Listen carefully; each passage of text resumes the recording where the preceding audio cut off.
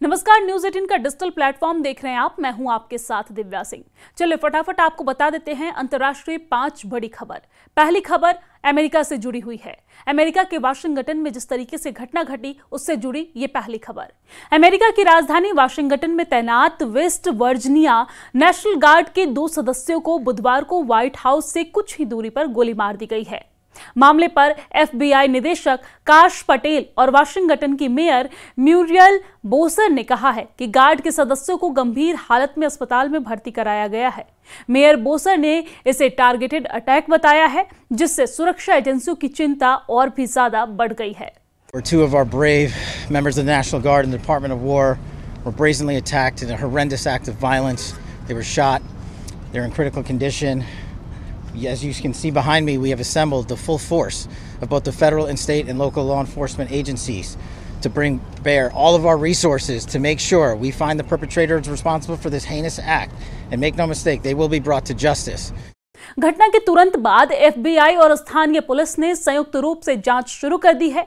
FBI निदेशक काश पटेल ने बताया है कि घायल सैनिकों का समय पर इलाज किया गया है। एक संदिग्ध को भी गोली लगने के बाद पकड़ा गया है और उसकी जान को फिलहाल कोई खतरा नहीं है। रिपोर्ट के मुताबिक बताया यह जा रहा है कि वाशिंगटन DC में 2 नेशनल गार्ड सदस्यों पर गोली चलाने वाले संदिग्ध की पहचान 29 वर्षीय अफगान नागरिक रहमानुल्लाह के रूप में इसकी पहचान की गई है। एजेंसियां ये पता करने में जुटी हुई है, पता करने की कोशिश कर रही है कि यह हमला जानबूझकर सैनिकों को निशाना बनाकर किया गया था। इसके अलावा मामले की जांच आतंकवादी हमले के एंगल से भी की जा रही है। सोशल मीडिया पर वायरल हो रहे वीडियो में EMT टीम घायल सैनिकों को CPR देते हुए दिखाई दे रही थी। फुटपाथ पर खून के निशान और टूटा हुआ कांच साफ दिख रहा था। घटना के कुछ ही मिनटों में बड़ी संख्या में पुलिस, फायर डिपार्टमेंट और हेलीकॉप्टर मौके पर पहुंच गई।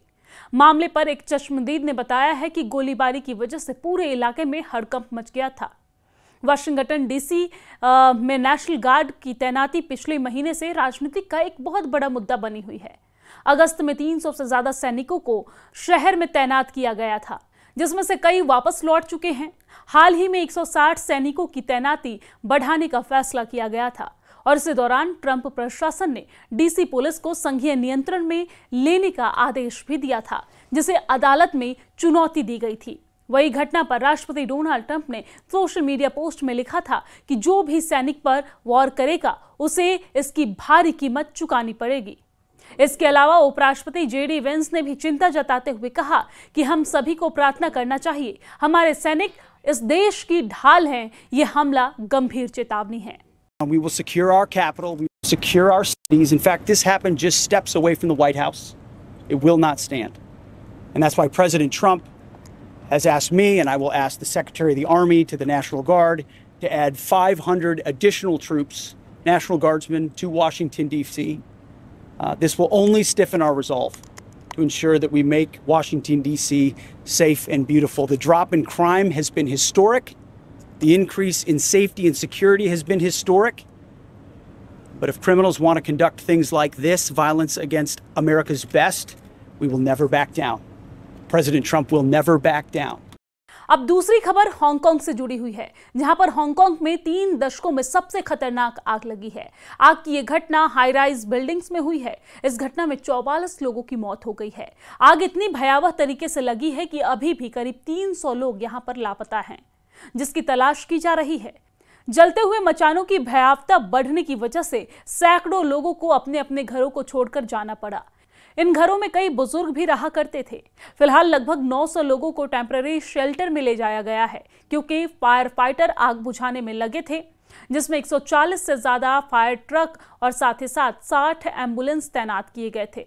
कई लोकल न्यूज चैनलों के मुताबिक पुलिस ने इस मामले में 3 लोगों को गिरफ्तार किया है। इन पर गैर इरादतन हत्या का शक है। ये आग की इस घटना में शामिल हो सकते हैं। हांगकांग में यह आग एक 32 मंजिला टावर के बाहर एक बांस के मचान पर लगी है। इसका रेनोवेशन चल रहा था और इस वजह से यह इतनी तेजी से फैली कि 8 टावर वाले हाउसिंग कॉम्प्लेक्स की 7 बिल्डिंग में फैल गई है। यहां पर कंस्ट्रक्शन की जाली लगी हुई थी और हवा भी काफी तेज थी, जिस वजह से आग की लपटें बिल्डिंग तक पहुंच गई। आग जैसे जैसे फैलती गई, न्यू टेरिटरीज के पूरे उपनगर में घना धुआं सा छा गया। अधिकारियों के मुताबिक कम से कम 45 लोगों का इलाज अभी भी हॉस्पिटल में जारी है और इसमें से कुछ को गंभीर चोटें आई हैं। फायर कमांडरों ने कहा है कि इमारतों के अंदर बढ़ते तापमान ने बचाव टीमों को बहुत मुश्किल में डाला है। उन्हें लोगों को बाहर निकालने में काफी मुश्किलों का सामना करना पड़ रहा है। फायर सर्विस ऑपरेशन के डिप्टी डायरेक्टर डेरेक यहां पर उन्होंने बताया है कि प्रभावित इमारतों का मलबा और मचान नीचे गिर रहा है। संबंधित इमारतों के अंदर का तापमान बहुत ज्यादा है। हमारे लिए इमारत में घुसना और ऊपर जाकर आग बुझाने और बचाव का काम करना मुश्किल है। यहां आग लगने के बाद लेवल 5 का अलार्म बजाया गया। यह हांगकांग का सबसे ऊंचा इमरजेंसी यहां पर क्वालिफिकेशन अपग्रेडेड था। शाम तक जलती रही क्योंकि कई ब्लॉकों से घना धुआं निकल रहा था। फायर फाइटर्स ने ऊपर की मंजिलों में पानी डालने के लिए लैडर ट्रक का इस्तेमाल यहां पे किया है। इस घटना में पुलिस और पैरामेडिक्स लोगों ने परेशान लोगों की मदद भी की है। और तीसरी बड़ी खबर पाकिस्तान से सामने आ रही है, जहां पर पाकिस्तान के पूर्व प्रधानमंत्री इमरान खान की हत्या के दावे को अदियाला जेल प्रशासन की तरफ से खारिज कर दिया गया है। अदियाला जेल की तरफ से बयान जारी करते हुए कहा गया है कि इमरान खान जेल में ही हैं, स्वस्थ हैं और उनको लेकर जो बयान दिया जा रहा है वो महज एक अफवाह है। आपको जानकारी दे दें कि अफगानिस्तान मीडिया ने दावा किया है कि इमरान खान की जेल में हत्या कर दी गई है। अफगानिस्तान टाइम्स ने पाकिस्तान के सूत्रों के हवाले से यह दावा किया था कि पीटीआई चेयरमैन इमरान खान की जेल में हत्या कर दी गई है और उस रिपोर्ट में यह भी दावा किया गया था कि हत्या के बाद इमरान खान के पार्थिव शरीर को जेल से हटाकर कहीं और भेज दिया गया है। लेकिन अब जेल प्रशासन की तरफ से इन दावों को पूरी तरीके से खंडित कर दिया गया है।